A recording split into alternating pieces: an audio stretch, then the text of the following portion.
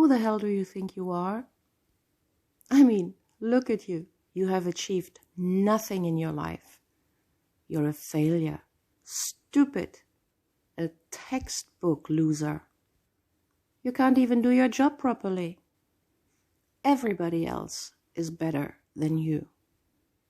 Everybody else knows more than you. Everybody else looks better than you. Why don't you just disappear? No one is born into this world not being good enough.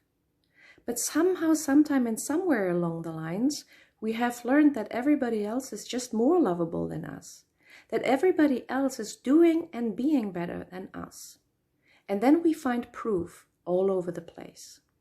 We keep on reinforcing this old belief, beating ourselves up, choosing the most nasty words to describe ourselves and to keep us small.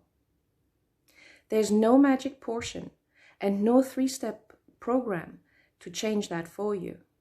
It starts with a decision. People choose to believe something every day, and then they believe it. So you can start today to choose to believe that you are good enough. You can become aware of the way you are talking about yourself.